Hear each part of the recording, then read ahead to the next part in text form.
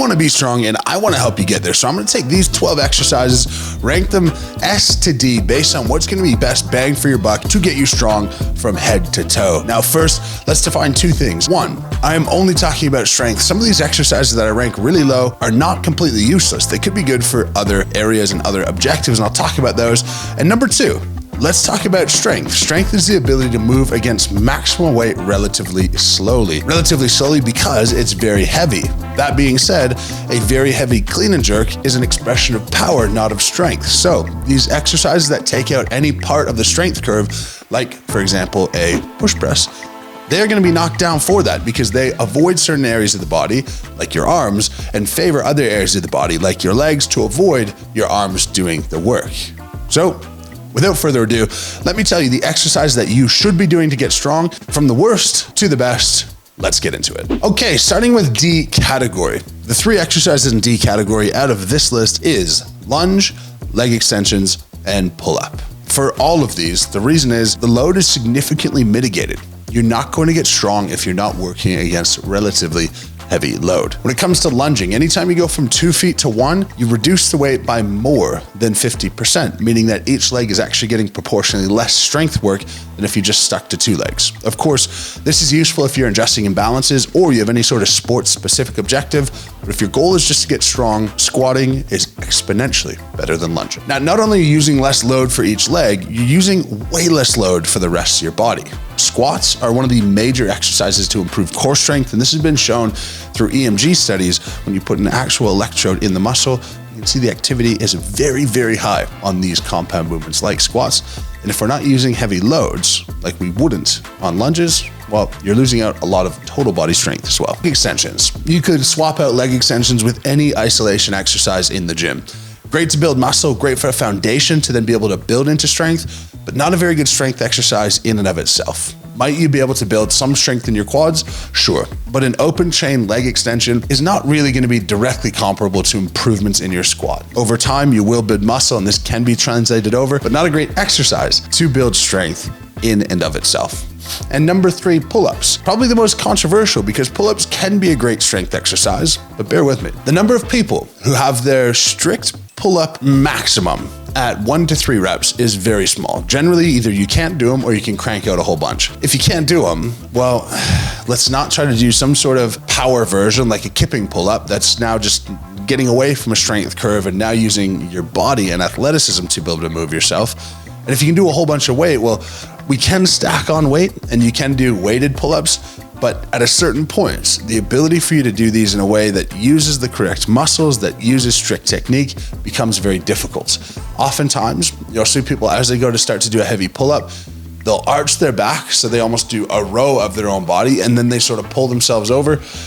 But overarching, this isn't really replicating much in the way of everyday life, compound movements. All you're working out is your biceps and your lats. It's virtually it, and your grip, of course. But we're losing so much when we don't use any external load, and the vast majority of bodyweight exercises would end up in the D category for me. They are not great if you're trying to get strong and you have all your faculties available. That being said, it is a good variation. It's a good idea if you don't have any gym equipment available to you. But of these D category exercises, all of them, the problem is absolutely that load in practical manners is significantly limited. Just to address pull-ups one more time, when we put load onto our bodies, the hormonal response and the bone density response to that is dramatic, and one of the best responses to exercise that you can get when it comes to resistance training, and you lose that with bodyweight exercise.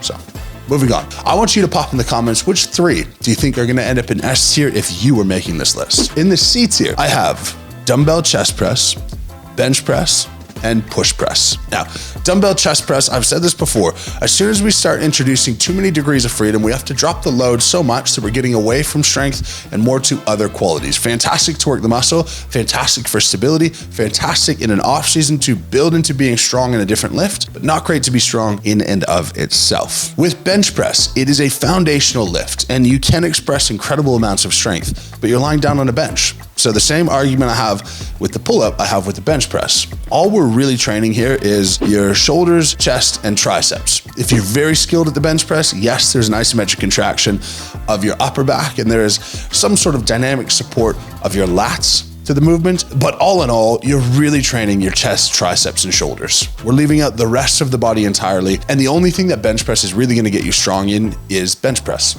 If you think of bodybuilders, there's a reason that they can match strength athletes in large part on bench press, but as soon as you go to a standing overhead press, they lose it altogether because there's no core strength, and there's no real coordination to use weight in the real world, free weight, when you don't have any sort of support. Last up, push press. Really good exercise to demonstrate power.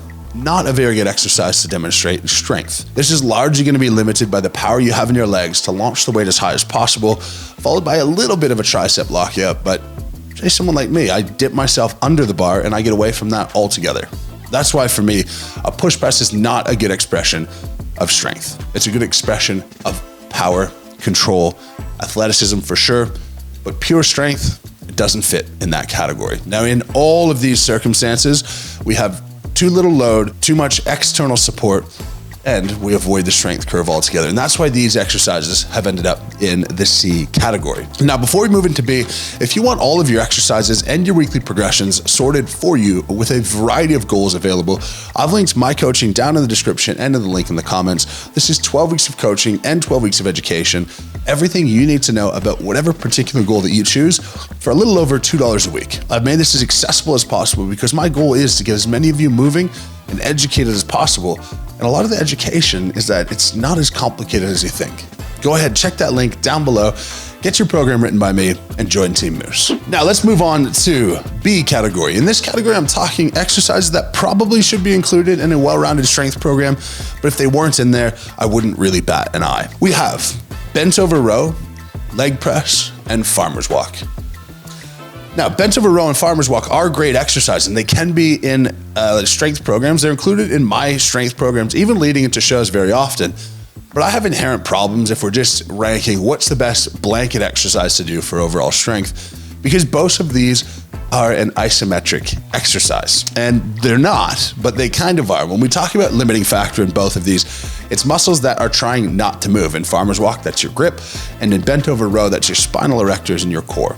And isometric exercise, when it comes to being strong, isn't superior to eccentric and concentric exercise. Actually moving the weight is generally the best way to be able to get strong. Bent over rows, you're doing your best to hold your position.